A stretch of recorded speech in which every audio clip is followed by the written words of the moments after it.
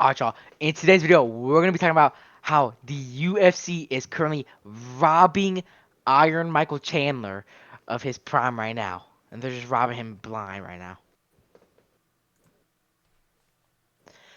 And so first, he all four of these fights that you're seeing, okay, he was winning all of these first rounds, and then mysteriously after round one, he just suddenly now he's losing after he has a great round one.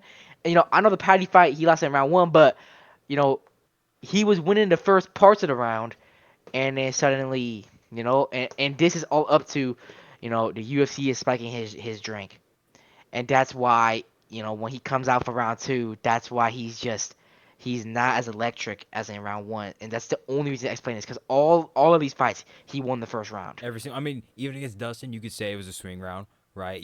At the end he started to get hurt, but I mean, I think Dustin is such a great opponent, and to show that Michael Chandler was able to dominate that first part of the first round against him just shows how great Michael Chandler was, and the reason why the UFC had to nerf him by spiking his own drink. And I like to add on, not was is. He is That's not how even good was. he He still is. is good. Still is one of the best.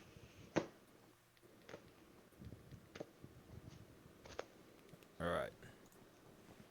And then next up, the UFC really did just steal 2 years of his career, baiting him with the Conor McGregor fight. That really can ruin a fighter's career. I mean, you even see the photo here. McGregor's just chilling on a belt while Michael Chandler's right bulking up to fight him at 170. And then imagine having to bulk up to 170 and having to cut back down to lightweight for your next fight. I mean, come on. The UFC really did just bait him there. And especially after a 2 year layoff there. I mean, 2 years is a huge layoff. I mean, it's really underestimated. I mean, 2 years out of your game. I mean, that can really change anybody. And then especially being an older fighter. I mean, even though he was older, the experience is what carried him to become one of the greater fighters in all of the UFC history. But I mean, to be honest, to steal 2 years out of someone's career is just horrible. I mean, that is one of the worst things you could ever do to a fighter. That's the same when they put Muhammad Ali in prison. That's basically what they did to Michael Chandler, pretty much. They put him in McGregor jail. Pretty much.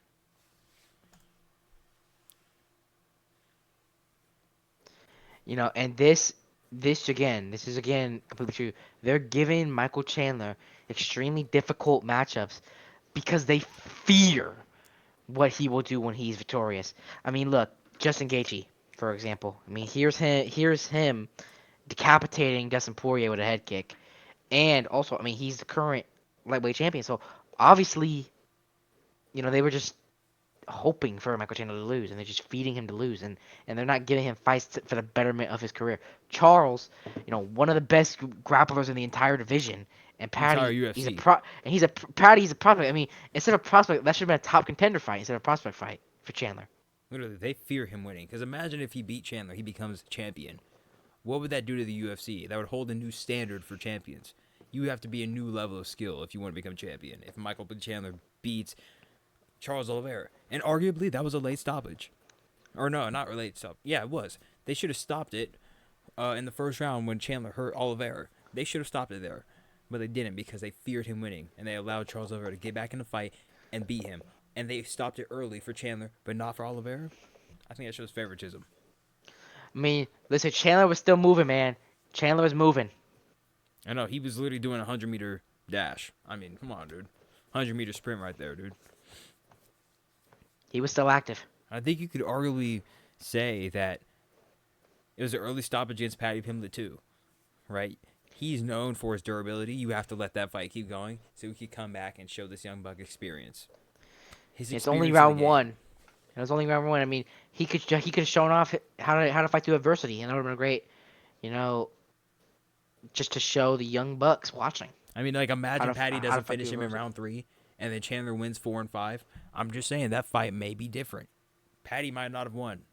That's all I'm saying, dude. Michael Chandler is used to prop up and rebound other fighters. The fact that they disrespect him in this way is just so horrible. The greatness of Michael Chandler, 3-time MMA champion, they use him to prop up fighters like Paddy Pimblett, and they tried it against Tony Ferguson, and it failed miserably. Just goes to show how dangerous Michael Chandler is as a fighter, to show how skillful he is as a fighter. He is one of the most skillful fighters in all of MMA, and his spectacular performance. against Tony Ferguson proves it. Ignore the fact he got dropped in the first round. That blast double was perfect, and that front kick was beautiful. And again, this image on the right just goes to show what happens when you fuck with the wrong people.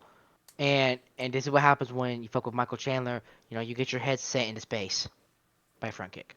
I mean, you could even see Tony Ferguson trying to stop his leg by putting his hand on it. But I mean, the meaty, just thigh of Michael Chandler just throwing his foot into his skull just will not let him stop that.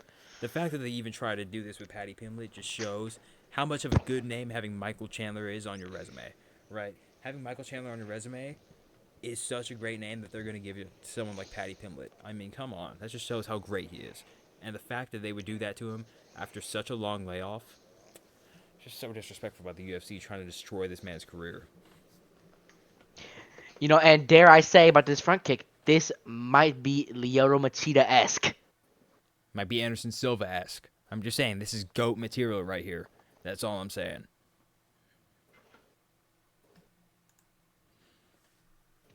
They gave him one of the toughest fights at the White House. Okay, forget Ilia Topuria, forget Alex Pereira, forget Cyril Gahn, forget Justin Gaethje. Mauricio Huffy versus Michael Chandler is one of the hardest matchups on that entire White House card. You cannot tell me that Ilia Topuria is more dangerous than Mauricio Huffy. You cannot. This man flatlined Bobby Green, who is the pinnacle of MMA in the lightweight division. He knocked out Fiziev. Gaethje couldn't knock out Fiziev. The lightweight champion couldn't. But Huffy does. And you give him to Michael Chandler. I think that's just an unfair matchup to make. To force Michael Chandler to fight him on the White House lawn. I'm like, come on, guys. And especially, you know, you have to think about the humidity there. I mean, we don't know if that was 100% Michael. Yeah, maybe he could have been at 70%. He could have been at 70%. Like, come on, guys. And Mauricio Huffy is like, I'm just saying he's one of the most lethal fighters in the entire lightweight division.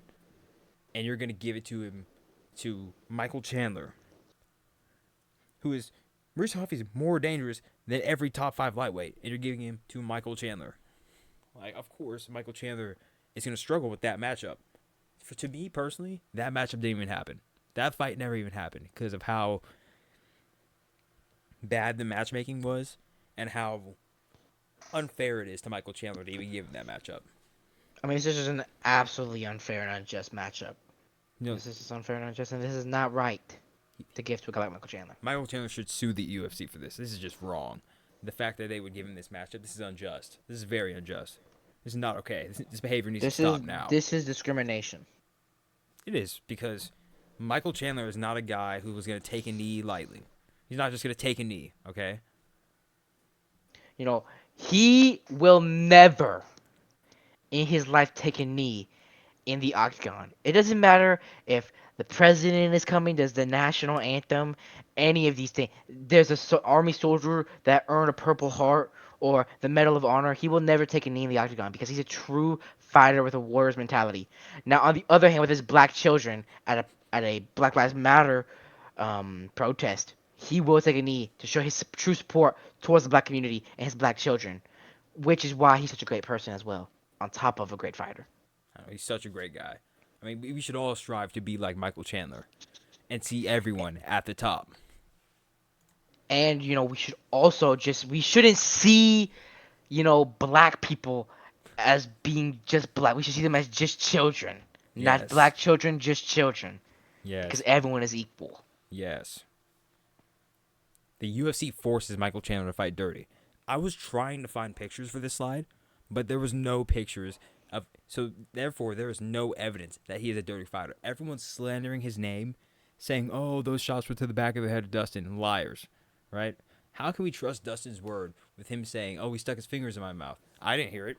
I didn't hear anything about it. I didn't see it. There's no pictures of it. I couldn't find any. So clearly it didn't happen, right? I'll give you, okay, back of the head to Charles, fence grab. Okay, I'll give you that because there's picture evidence. Show me picture evidence of him cheating against Dustin, Patty. Show me picture evidence, I'll believe you. But I couldn't find any, so I'm not going to believe it. And honestly, I would say these back of the head shots of Charles, these are more forearms to the ear. Yeah, I mean, clearly he's trying to throw an elbow to his jaw. clearly right here. And if you really That think that makes about it, the only reason why this is a fence grab is because the poor UFC design behind the fence. That's the only reason why it's a fence grab. and also, I mean, I want to see why this is a perfect angle for Michael to be getting elbows in. So I don't know why he would want to be going for the back of the head, Yeah, that makes no which he sense. clearly obviously isn't. Like Michael Chandler is known for his fight IQ. It makes no sense for him to be trying to get back of the head shots in this position right here. He should most definitely be going for elbows, and he clearly is. When you really think about it, Michael Chandler should be the BMF and a UFC double champ. Because think about it, against Oliveira in that first fight, he should have had him. He should have had And him. if he had him, he would have already had that lightweight belt. And by MMA math, if he beats Charles and Charles is the BMF, you know, He is that's also the BMF. And then self-explanatory. let's think about it. Charles beat Gaethje, Poirier, and Holloway. If Chandler beat Oliveira, he technically beat all three of those guys, pretty much. Which means he probably would have moved up to fight Leon Edwards, who he probably would have beaten at the time. Because that's just how great he was. He was. I mean, if he's able to knock out 6 foot Dan Hooker, he's knocking out Leon Edwards clean. Let's be honest. Handedly. I mean, if CP Carlos Prates is just sliming, Leon out like that. I mean, what's to say Michael can't do that? I know. The only thing that will make you not say that he can't do that is if you're a hater. And we don't have room for that here. Because Michael Chandler is the standard of MMA. You want a title shot, you got to go through him plus an immediate rematch. Okay? Exactly. And defeating Chandler, that shouldn't be, your pathway into top contender status. That should be an immediate rematch with Michael Chandler. And if you really think about it, bro, Michael Chandler doesn't even need to fight. He destroyed Conor so easily on Tough, he could just be a coach. He doesn't need the UFC. The UFC needs him. So it's time for them to start treating it that way. They need to give him more favorable matchups so he can win, so he can be more dominant, and prove to everyone why he is the most skilled fighter in the UFC.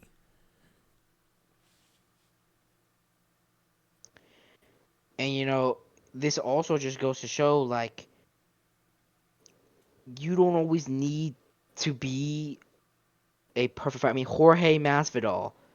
I mean, he has 20 plus losses, doesn't he? I mean, and look at where he is. I mean, he's on the UFC desk. I mean, he's still analyzing fights and talking about fights. I mean, it He's doesn't really making matter. money. Exactly, he's making money still talking about UFC, and Michael is easily more talented than Jorge, and he's a much better coach than Jorge.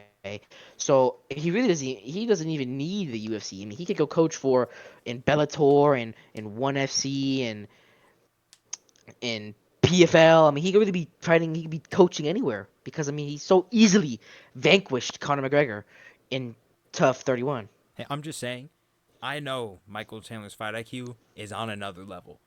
I would love for him to be my coach because I know his fight IQ is going to rub off on me, and I know the impact it will have. Yeah, it'll have an extreme impact on my game. I mean, if I was to hop in the octagon, I would want no other head coach or lead trainer than Iron Michael Chandler. All right, with all that said, I think that concludes this video. Like, subscribe, and that's pretty much it. And I Michael mean, Chandler's a GOAT. if you weren't convinced by that, I mean, you're just a hater and you don't like Michael Chandler. I mean, it's okay to be a hater, but don't be blacked out because the sun rays are so strong from Michael Chandler. You can't even put sunglasses on to block them out. You just have to. This is just cold hard facts here. Preach.